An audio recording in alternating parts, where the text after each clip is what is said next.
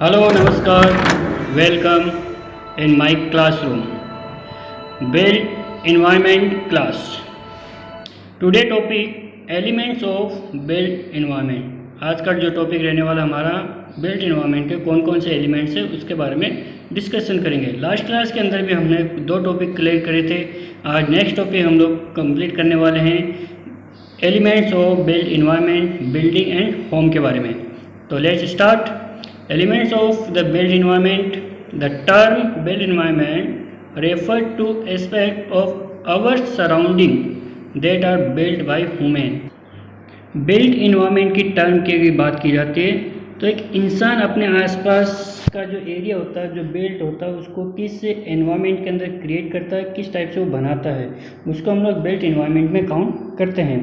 It include not only building but the human made space between building.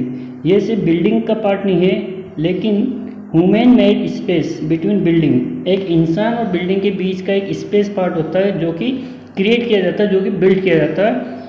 Such as park and the infrastructure that supports human activity. इसके साथ ही जैसे park होता है, infrastructure होता है जो कि इंसान की जो एक्टिविटीज़ होती है उसके लिए वो सपोर्ट का काम करता है। जब कोई इंसान किसी इंफ्रास्ट्रक्चर में रहता है तो किस टाइप से वो रह सकता है। अगर इंसान अपने आप को कुछ अनकम्फर्टेबल महसूस करता है तो वो इजीली पार्क में जाके इंफ्रास्ट्रक्चर का यूज़ करके अपने आप को सेफ्टी में महसूस किया जा सकता है। Such as transportation network, utility network, flood defence, telecommunication and इसके साथ साथ जैसे ट्रांसपोर्टेशन का जो सिस्टम होता है उसका भी वो यूज़ कर सकता है। यूटिलिटीज़ नेटवर्क होते हैं, जो भी एक इंसान को यूटिलिटी आवश्यकता होती है नेटवर्क की, वो सब कुछ भी एक के आसपास अपने सराउंडिंग के एरिया के अंदर क्रिएट कर सकता है। फ्लड डिफेंस होते हैं, टेलीकम्युनिकेशन वाला पार्ट हो सकता है। ऐसे डिफरेंट जो पार्ट होते हैं जो कि एक इंसान की ज़रूरत होती है, वो ज़रूरत के हिसाब से अपने आसपास का जो वातावरण होता है उसको क्रिएट करता है। इसी एक का पार्ट है कि बिल्ट इन्वायरमेंट के अकॉर्डिंग हम लोग आइडेंटिफाई करते हैं कि एक इंसान अपने आसपास में किस टाइप का एरिया को कंफर्टेबल जोन के अंदर महसूस करता है। तो ये बेसिक इसका एक बिल्ट इन्वायरमेंट का एलिमेंट की बेसिक डेफिनेशन का पार्ट है। नेक्स्ट है एलिमेंट्स ऑफ बिल्डिंग। बिल्डिंग के कौन कौन से एलिमेंट होते हैं जिसके बारे में हम डिस्कशन करते हैं। The following are the basic elements of the building. कुछ बिल्डिंग के एलिमेंट के हम लोग यहाँ पे डिस्कशन करने वाले हैं। First foundation, second plinth, third walls, fourth columns, fifth floor, six doors, windows and ventilators, six stairs, eight roofs, ninth building finishing and last building services.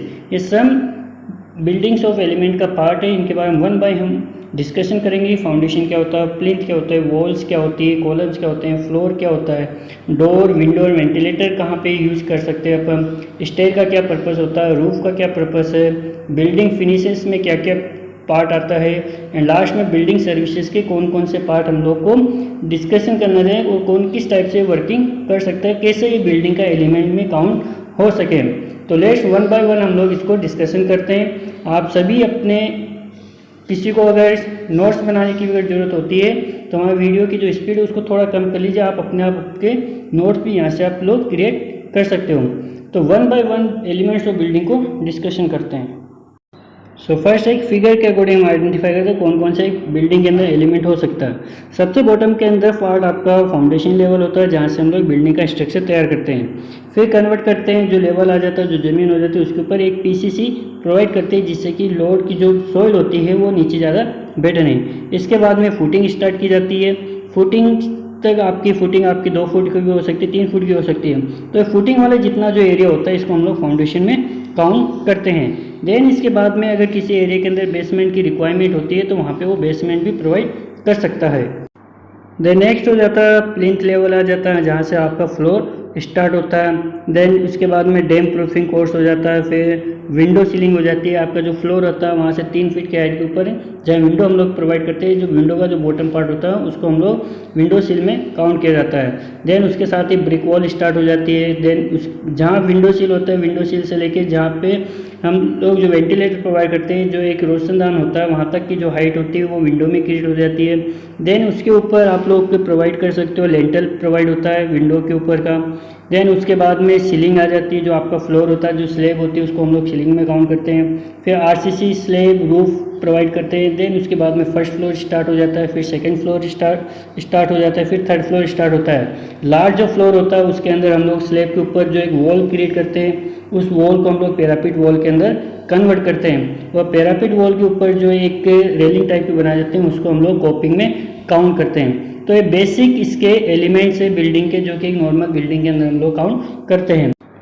इन सारे कंपोनेंट्स को कंप्लीट डिस्कशन करेंगे, वन बाय वन डिटेल के अंदर जानेंगे कि ये किस type से और इसके अंदर क्या क्या फंक्शन हो सकता है, किस टाइप से ये वर्किंग करे, कहाँ पे किस चीज़ को क्या चीज़ और बोलते हैं, या उनको डिटेल में डिस्कशन करने वाले हैं। तो लेट स्टार्ट करते हैं। फर्स्ट हमारे जो पार्ट रहने वाले एलिमेंट्स का foundation. The part of the building which is usually below the ground and transfer the load of the building to the subsoil is known as foundation of the building। Building का foundation किसको बोलते हैं कि एक building का part होता है जो कि हम लोग जो ग्राउंड के बिलो के अंदर इसको हम लोग प्रोवाइड करते हैं, और जितना भी जो बिल्डिंग का जो लोड होता है वो सारा ट्रांसफ़र करता है सब सॉइल के अंदर, जो कि एक हमारा लेवल होता है, एक सॉइल या जो अर्थ होती है उसकी जो सरफेस होती है उसके नीचे वाला जो पार्ट होता है वहाँ पे जो सॉइल हमको मिलती है वो सब सॉइल के अंदर काउंट होती है। तो जितना भी जो बिल्डिंग का जो लोड होता है सारा ट्रांसफ़र होता है सब सॉइल के अंदर, और जो लोड गेन करता है सब सॉइल के अंदर वो हमारा बिल्डिंग का जो एलिमेंट जो पार्ट होता है वो होता है फाउंडेशन। और इसी चीज़ को हम लोग बिल्डिंग का फाउंडेशन क्रिएट करते हैं, जिसके ऊपर पूरी बिल्डिंग का लोड गेन करता है या पूरी बिल्डिंग का लोड वो सहन कर सकता है। सेकेंड पार्ट हो गया इसका plinth. The portion of the building between the surface level of the ground floor is known as the plinth। अब plinth किसको बोलते हैं? जो एक बिल्डिंग का जो पोर्शन होता है किसके बीच का? Building between the surface level of the ground floor. जो ग्राउंड फ्लोर का जो सरफेस लेवल होता है और जो बिल्डिंग का जो पोर्शन होता है उसके बीच की जो डिस्टेंस होती है, जो गैप होती है, उसको हम लोग प्लिंथ में काउंट करते हैं। नॉर्मली आपकी जो फ्लोर के नीचे वाला पार्ट या फाउंडेशन के बीच का जो पार्ट होता है उस चीज़ को भी हम लोग प्लिंथ के अंदर काउंट कर सकते हैं। तो बेसिकली प्लिंथ वहाँ पे हम लोग इसका यूज़ करते हैं। प्लिंथ के ऊपर से हमारा फ्लोर स्टार्ट होता है, उसके ऊपर से वॉल बनाना स्टार्ट करते हैं, एंड उसके ऊपर से जो भी प्लानिंग होती है रूम की, किचन की, वो सब कुछ प्लिंथ लेवल के ऊपर से ही प्रोवाइड की जाती है। तो इस टाइप के दो बेसिक हम लोगों ने डिस्कशन किया, फाउंडेशन और प्लिंथ का। नेक्स्ट टॉपिक पे बात करते हैं। नेक्स्ट जो हमारे एलिमेंट रहने वाला है वॉल्स एंड कॉलम। वॉल क्या? The main function of the wall is to enclose and divide the space between various room and component as per the requirement of the building. Main के अगर main function की अगर बात करते हैं तो building के अंदर जो रिक्वायरमेंट होती है हमारे पास में, जो कंपार्टमेंट होते हैं, जो रूम होते हैं, उनको सेपरेट करने के लिए जिस एलिमेंट्स का जो यूज़ किया जाता है वो एलिमेंट्स हम लोग यूज़ करते हैं वॉल के अंदर। तो वॉल का जो मेन फंक्शन हो गया, wall is to be the enclose and divide the space. एक स्पेस को दो भाग के अंदर डिवाइड करने का काम हमारा वॉल करती है। इनटू वेरियस रूम, अलग अलग रूम के अंदर अगर एक ही स्पेस हमारे पास में है और उस स्पेस के अंदर आपको डिफरेंट रूम बनाने हैं, तो उस रूम को अलग अलग आइडेंटिफाई करने के लिए जो मेन बिल्डिंग का जो कंपोनेंट काम आता है वो कंपोनेंट होता है वॉल। इस वॉल के अकॉर्डिंग हम लोग हमारे एक स्पेस के अंदर जो भी एरिया होता है उसको डिफरेंट रूम्स के अंदर हम लोग यूज़ कर सकते हैं, डिवाइड कर सकते हैं। तो इस टाइप का जो कंपोनेंट हो गया ये वॉल हो गया। वॉल आपकी डिफरेंट टाइप्स के जो मटेरियल होते हैं उससे हम लोग इसको कंस्ट्रक्शन करते हैं, चाहे ब्रिक की हो सकती है, चाहे स्टोन की वॉल हो सकती है, या मड की वॉल हो सकती है। जो भी आपके पास में अवेलेबल जो पार्ट यूज़ होता है, जो मटेरियल यूज़ होता है, उस मटेरियल के अकॉर्डिंग आप वॉल को क्रिएट कर सकते हो। फोर्थ जो पार्ट हो गया column. The columns are the buildings component which transfer the load of the building part above to the plinth and the foundation. Columns का जो मेन फंक्शन होता है, बिल्डिंग का जो कंपोनेंट पार्ट होता है, transfer the load of the building. Building का जितना भी जो लोड होता है वो ट्रांसफर करता है। ट्रांसफर कहाँ करेगा? प्लिंथ में, एंड प्लिंथ से जाएगा लोड आपका फाउंडेशन के अंदर। And supporting of the slab, और स्लेब को सपोर्ट करने के लिए भी हम लोग कॉलम का यूज़ करते हैं। These are usually provided to take the load of the beam roof। इसके साथ ही ये क्या प्रोवाइड करता है? जो लोड गेन करता है कॉलम, हमारा जो बीम होती है उसका लोड, एंड स्लैब का लोड, एंड अपर जो फ्लोर होते हैं उन सब का लोड जो गेन करता है, जो टेक करता है, वो कॉलम का फंक्शन होता है। तो बेसिकली कॉलम आपके कंक्रीट के भी हो सकते हैं, स्टोन के भी हो सकते हैं, वॉल के भी हम लोग कॉलम क्रिएट करते हैं। नेक्स्ट एलिमेंट्स है floors. Floors are the component of the building over which occupant of the building live move and keep their dwelling material as per their desire. जो बिल्डिंग का एक कंपोनेंट पार्ट हो गया floor, over which the occupant of the building, building के ऊपर जब हम लोग चलते हैं या मूव करते हैं, किसी भी सामान को इधर से उधर रखना होता है, ड्रोलिंग किया जा सकता है, अपनी एक इच्छा जो डिजायर होती है उसके हिसाब से जो भी उसके अंदर जो मूविंग वाला फंक्शन होता है वो जिस एरिया के अंदर होता है वो एरिया हमारा फ्लोर में काउंट होता है। The floor just above the ground is known as the ground floor. अगर कोई फ्लोर आपका ग्राउंड से ऊपर होता है तो उसको हम लोग बोलते हैं ग्राउंड फ्लोर। जो बेसिक जो ज़मीन होती है, ज़मीन से जस्ट ऊपर वाला जो फ्लोर हो गया, अबव वाला फ्लोर हो गया, वो फ्लोर हमारे लिए काम करेगा ग्राउंड फ्लोर। दैट मीन्स आप बोल सकते हैं जो रोड के लेवल पे जो फ्लोर क्रिएट होता है उसको जो फ्लोर होता है वो हमारे लिए ग्राउंड फ्लोर का काम करता है। Then the upper floor above the ground floor are known as the first floor, second floor and third floor. और इसके साथ ही जो ऊपर के जो फ्लोर होते हैं, जो ग्राउंड फ्लोर से ऊपर का जो फ्लोर आ गया, उस फ्लोर को आप लोग काउंट करोगे first floor, second floor, third floor, fourth floor. जो भी इसके XYZ ऊपर तक के जो भी आपके फ्लोर होते हैं वो 1 बाय 1 काउंट होते रहेंगे। तो बेसिकली जो फ्लोर का जो काम हो गया, आपको बिल्डिंग को एक पार्ट से 2 पार्ट के अंदर भी कन्वर्ट करने के प्रोसेस भी हमारे फ्लोर के अंदर काउंट होती है। कि एक स्पेस आपके पास में, उस स्पेस पे आपको नंबर्स ऑफ रूम की रिक्वायरमेंट ज़्यादा है तो उस हिसाब से हम लोग फ्लोर को डिवाइड कर सकते हैं। फ्लोर आपके 1 2 3 4 5 6 फ्लोर तक की आप बिल्डिंग कंस्ट्रक्शन कर सकते हो। तो बेसिक ये हमारा जो फ्लोर का जो पार्ट हो गया कंपोनेंट ऑफ बिल्डिंग का, ये बहुत इंपॉर्टेंट पार्ट होता है। फ्लोर का क्या पार्ट होता है, कहाँ पे इसकी डेफिनेशन, क्या क्या इसके यूजेस हैं। नेक्स्ट पॉइंट पे अगर बात करते हैं, डोर्स, विंडोज़ एंड वेंटिलेटर। जो हमारे बिल्डिंग का बेसिक और इम्पोर्टेंट जो कंपोनेंट पार्ट है, door, window and ventilator, these R component provide in the wall for the various purpose. ये जो कंपोनेंट होते हैं हम लोग वॉल के अंदर प्रोवाइड करते हैं डिफरेंट पर्पस के अकॉर्डिंग, कि जिस पर्पस का जिस टाइप का कोई एलिमेंट्स होगा, जैसे कि आपको इंटर करना है तो डोर का हम लोग यूज़ करते हैं, आपको अगर फ्रेश एयर की रिक्वायरमेंट होती है तो हम लोग डोर का यूज़ करते हैं, अगर आपको लाइट की रिक्वायरमेंट होती है हम लोग वेंटिलेटर का यूज़ करते हैं। तो जिस पर्पस के अकॉर्डिंग आपको जो एलिमेंट्स की ज़रूरत होती है वो एलिमेंट्स हम लोग वॉल के अंदर प्रोवाइड करते हैं। Door serve as the connecting link between the internal room and also serve as the means for the movement from inside to outside the building. जो डोर के जो मेन जो कनेक्टिंग जो पार्ट हो गई, जो कनेक्टिंग लिंक हो गई बिटवीन द इंटरनल रूम, अंदर के जितने भी जो रूम होते हैं उनके एक दूसरे से रूम की जो कनेक्टिविटी होती है वो हमारी डोर के अकॉर्डिंग फुलफिल होती है। As per the means of the movement from the inside to outside of the building, अगर आप बिल्डिंग के अंदर से बाहर या बाहर से अंदर आते हैं तो वो जो रास्ता हो गया, जो मेन जो पार्ट हो गया, जो स्पेस हो गई, वो स्पेस काउंट होती है डोर के अंदर, कि डोर के अकॉर्डिंग आप घर से बाहर जा सकते हो, घर से अंदर आ सकते हो। Windows are provided for the purpose of light and air inside the building. जो विंडो किस लिए हम लोग प्रोवाइड करते हैं, उसका मेन जो पर्पस होता है कि घर के अंदर प्रॉपर लाइट आए एंड जो फ्रेश एयर होती है वो हमारे घर के अंदर इंटर कर सके, और हमारे घर के अंदर से जितने भी जो आपकी डिफरेंट टाइप्स की जो एयर होती है, जो मॉइस्चर कंटेंट पार्ट होता है, उसको इजीली वो रिमूव करवा सके। तो उसके लिए हम लोग विंडो का यूज़ करते हैं। Ventilators are usually meant for taking out foul and hot air from the building. Building के अंदर जितनी भी जो फॉयल होती है, जो हॉट एयर होती है, उसको रिमूव करने के लिए हम लोग वेंटिलेटर का यूज किया जाता है। Properly ventilated building are more cool and comfortable. जिस बिल्डिंग के अंदर प्रॉपरली अगर वेंटिलेटर प्रोवाइड किया गया है तो वो बिल्डिंग आपकी कूल एंड मैक्सिमम कंफर्टेबल रहती है। अगर किसी बिल्डिंग के अंदर प्रॉपर वेंटिलेटर नहीं होता तो वहाँ पे सफोकेशन की सबसे ज़्यादा रिक्वायरमेंट होती है। तो सबसे पहले ये देखें, कोई भी अगर बिल्डिंग बनती है तो उसके अंदर आपको प्रॉपर विंडो और वेंटिलेटर हमको प्रोवाइड करना होता है, जिससे कि हमारी जो नेचुरल जो एयर एंड जो लाइट होती है हमारे बिल्डिंग के अंदर मैक्सिमम पहुंच सके, प्रोवाइड हो सके, जिससे कि हम लोग हमारे बिल्डिंग के अंदर जब रेस्ट करते हैं तो एक कंफर्टेबल जोन के अंदर रेस्ट कर सके। तो ये बेसिक इसके एलिमेंट हैं जो कि आपको सबसे ज़्यादा जो इम्पोर्टेंट होते हैं एलिमेंट के बिल्डिंग के अंदर, वो ये 3 पार्ट होते हैं, door, window and ventilator. Next element है stair. A stair may be defined as a structure comparison of a number of steps connecting one floor to another floor. Stair की जो बेसिक डेफिनेशन होती है, structure comprising of a number of step. That mean इसके अंदर number of step count होती है जो कि कनेक्ट करता है एक फ्लोर से लेकर दूसरे फ्लोर पे। अगर आपको एक फ्लोर से दूसरे फ्लोर पे जाना है तो वो वहाँ तक पहुँचने के लिए हम लोग डिफरेंट स्टेप का यूज़ करते हैं, और जो जिसके अंदर स्टेप होती है उस कंपोनेंट पार्ट को स्टेप में काउंट किया जाता है। The step must be the construct in such a manner it should be locate as to permit easy communication.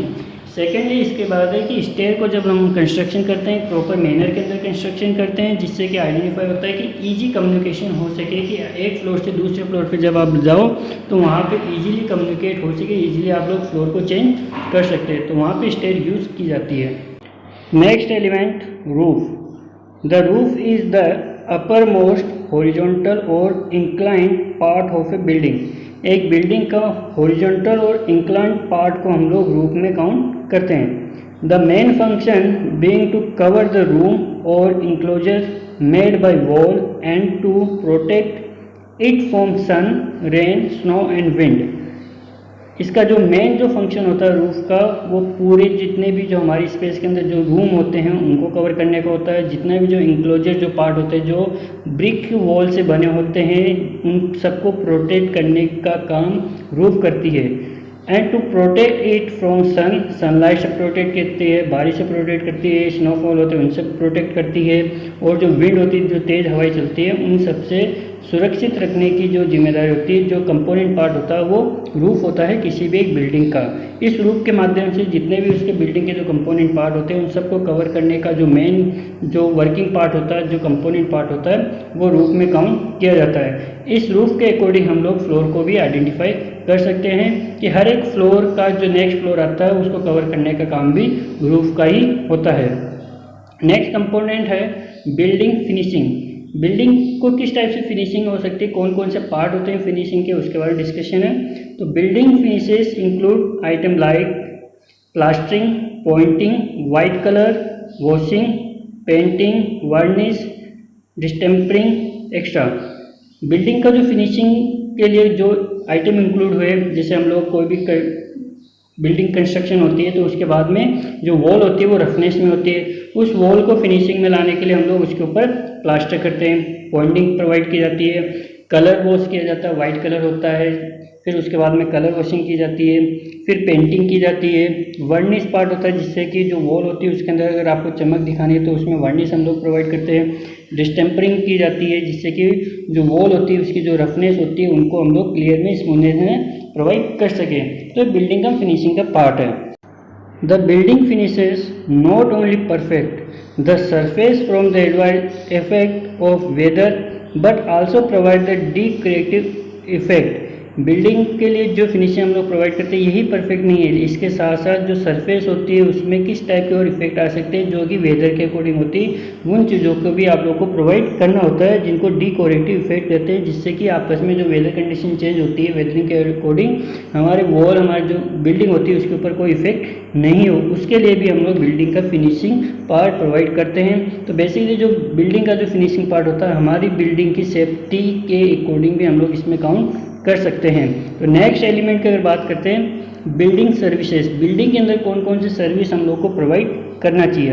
तो building service include service like water supply, water supply के लिए हम लोग बिल्डिंग के अंदर सर्विस प्रोवाइड करते हैं, drainage system के लिए बिल्डिंग सर्विसेज प्रोवाइड की जाती है, इलेक्ट्रिसिटी हो गया, हीटिंग हो गया, एयर कंडीशनिंग हो गया, रूम कूलर हो गया, सैनिटेशन हो गया, अकोस्टिंग हो गया, वेंटिलेशन हो गया, फायर कंट्रोल हो गया। ये बेसिकली हम लोग हमारी कोई भी बिल्डिंग होती है तो उसके अंदर बेसिक ये सर्विस हमको प्रोवाइड करनी होती है, जिससे कि बिल्डिंग का जो एटमॉस्फेयर होता है, जो वातावरण होता है वो एक प्रॉपर मेंटेन रह सके। अगर हमने प्रॉपर सर्विस बिल्डिंग के अंदर प्रोवाइड नहीं करते हैं तो उसके अंदर सफोकेशन होने की संभावना सबसे ज़्यादा हो जाती है। वाटर सप्लाई प्रॉपर होना चाहिए, जहाँ से आपको पानी की जहाँ रिक्वायरमेंट होती है वहाँ तक प्रॉपर वाटर की पाइपलाइन होती है उसको हम लोग सप्लाई प्रोवाइड कर सकते हैं। ड्रेनेज सिस्टम हमको प्रोवाइड करना चाहिए जिससे कि स्पेशली वहाँ से जितना भी जो आपका रॉ मटेरियल होता है, जो गंदा पानी होता है वो इजीली ड्रेनेज के थ्रू बाहर जा सके। इसके साथ ही इलेक्ट्रिसिटी की भी अच्छे से हमको सर्विस प्रोवाइड करनी चाहिए, जो हमारे बिल्डिंग के अंदर जो हीट जो जनरेट होती है वो इजीली बाहर जा सके, उसके लिए प्रॉपर वेंटिलेशन होना चाहिए। एयर कंडीशनिंग के लिए हमको फैसिलिटी प्रोवाइड करना चाहिए, हमारे जो रूम होते हैं बिल्डिंग के वो इजीली कूल रह सके, उसके अंदर ज़्यादा हीट प्रोड्यूस नहीं हो सके। अकोस्टिंग होना चाहिए, दैट में आपकी बिल्डिंग के अंदर कभी ज़्यादा आवाज़ नहीं गूंजे, इस टाइप से हम लोग को सर्विस वहाँ की प्रोवाइड करनी चाहिए। सेकेंड, वेंटिलेशन आपका प्रॉपर होना चाहिए। फायर कंट्रोलिंग भी बहुत इंपॉर्टेंट पार्ट होता है हमारे बिल्डिंग सर्विसेज के अंदर। फायर कंट्रोल के लिए भी आपको फैसिलिटी प्रोवाइड करनी होती है। तो बेसिकली बिल्डिंग सर्विसेज का पार्ट है। तो बेसिक 10 हम लोगों ने एलिमेंट्स ऑफ बिल्डिंग के डिस्कशन कर लिया कंप्लीट। अगर इसके अंदर किसी को कोई प्रॉब्लम होती है, कोई क्वेश्चन में अगर कोई पॉइंट में कोई प्रॉब्लम होती है, कोई समझ में नहीं आता है, तो आप प्लीज़ कमेंट करिए कि आप हमको ये टॉपिक, कोई जो पॉइंट होता है हमको वापस से बताया जाए, या फिर अगर आपको और कोई आगे इस टॉपिक से रिलेटेड और कोई वीडियो अगर आपको रिक्वायरमेंट होती है तो आप कमेंट के अंदर ज़रूर लिखें। Thank you so much. और आप हमारे चैनल के साथ बने रहिए, आप हमारे चैनल को सब्सक्राइब ज़रूर करें। Thank you.